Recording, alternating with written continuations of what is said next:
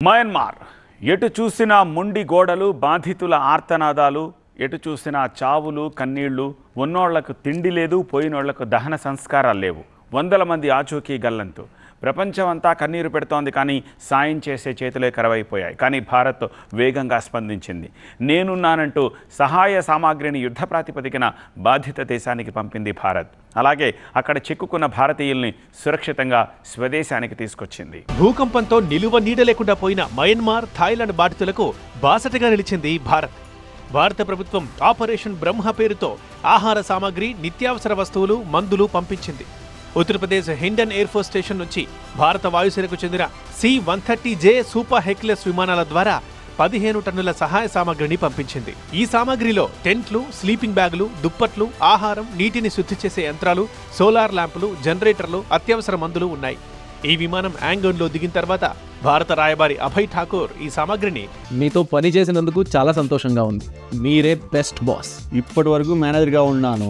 ఇప్పుడు బాస్ అవుతాను ఎలా బాస్ వాలా బాస్ వాలా బీ ద బాస్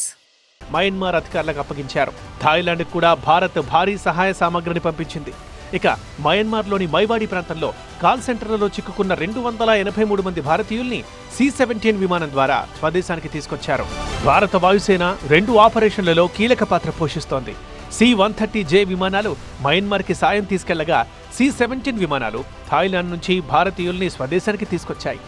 ఈ ఆపరేషన్లో థాయిలాండ్ మయన్మార్లకు సాయం అందించిన తొలి దేశం భారతే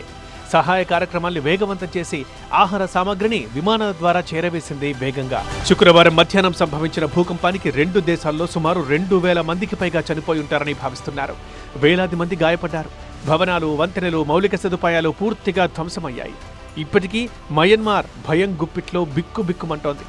శనివారం కూడా 2 భూకంపాలు సంభవించాయి ఈసారి సిస్మోగ్రాఫ్ పై 6.2 మ్యాగ్నిట్యూడ్ పాయింట్ల తీవ్రత నమోదైంది దీంతో మయన్మార్ ప్రజలు నివాసాల్ని వీడి బహిరంగ ప్రదేశాల్లోనే ఉండాల్సిన పరిస్థితి వచ్చింది ఇప్పటికే వందల భవనాలు కూలిపోయాయి మరికొన్ని ఏ క్షణంలోనైనా కూలేలా కనిపించడంతో ప్రజలు ప్రభుత్వం ఏర్పాటు చేసిన సహాయక శిబిరాల్లోనే తలదాచుకుంటున్నారు